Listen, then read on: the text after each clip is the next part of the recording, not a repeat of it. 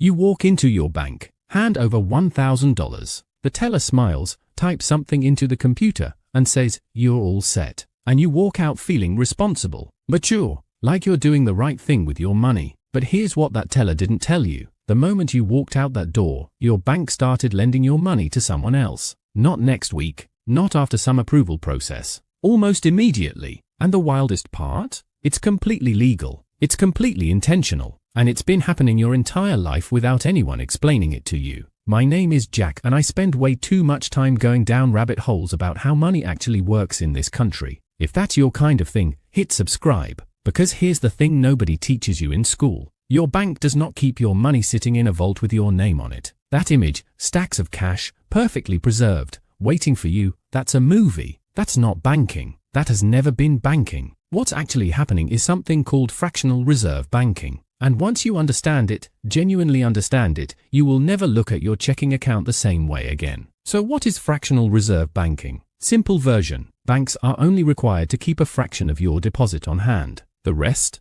they lend it out to other customers, businesses, mortgages, car loans, credit cards. Let's run the numbers so this actually makes sense. Say the reserve requirement is 10%. You deposit $1,000. The bank keeps $100. Done. Reserved. Locked. The remaining $900? Lent out to someone else. Now, that person spends the $900, pays a contractor, buys a car, covers rent. That money lands in another bank account somewhere across town. That bank takes its 10%, holds $90, and lends out $810. That $810 gets spent, deposited somewhere else, lent out again and again and again. This is called the money multiplier effect. And in theory, that original $1,000 you deposited can generate up to $10,000 in total loans circulating through the economy. 10 times from one deposit. How is that legal? Not only is it legal, it is the system. It's the entire foundation of how modern banking works in America, in Europe,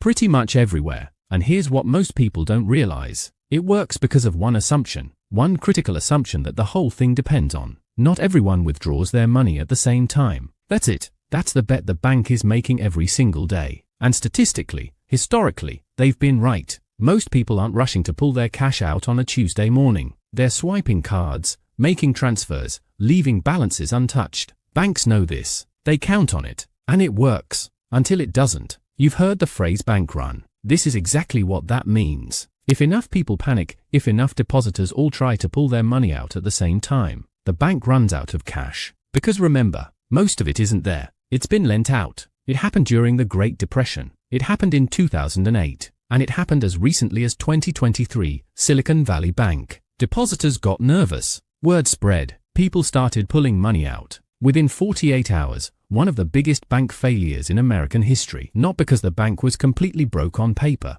because confidence collapsed. And in banking, confidence is everything. So what's actually protecting your money? In the US, the FDIC, Federal Deposit Insurance Corporation. If your bank collapses tomorrow, the federal government guarantees your deposits up to $250,000 per account. This wasn't always the case. The FDIC was created directly after the Great Depression, after millions of Americans lost their entire life savings overnight when banks failed. Congress realized that without a safety net, the system would never regain trust. So think of the FDIC like this. Banks are still walking the tightrope. The FDIC just makes sure you don't fall if they slip. Now here's the part that genuinely surprises people. In 2020, the Federal Reserve dropped the reserve requirement to 0%. Technically, American banks are no longer legally required to hold any fraction of your deposit in reserve. They can lend all of it. Now in practice, banks still hold capital, because regulators require it through other frameworks, capital ratios, stress tests, oversight. But that traditional fractional reserve minimum that the whole system was named after, gone. And here's where I want you to zoom out for a second, because this is the part most people miss entirely. This system, fractional reserve banking, money multipliers, lending your deposits, it's not a flaw. It's not some banking loophole. It's a feature. When banks lend, businesses get capital to grow. Families get mortgages to buy homes. Entrepreneurs get funding to start companies. Students finish school. Neighborhoods get built. The entire American economy runs on this cycle. Deposit, lend, spend, deposit again. It's a machine. And when it runs smoothly, it creates real economic growth. But it only runs smoothly as long as confidence holds. The second confidence breaks, the machine seizes up. which is exactly why you have the Federal Reserve, the FDIC, capital requirements, stress tests, government backstops. Not to eliminate the risk entirely, but to protect the confidence that keeps everything moving. So what does any of this actually mean for you? 3 things. 1. Check your FDIC coverage. If you have more than $250,000 sitting in one bank, amounts above that are not federally insured. Spread it if you need to.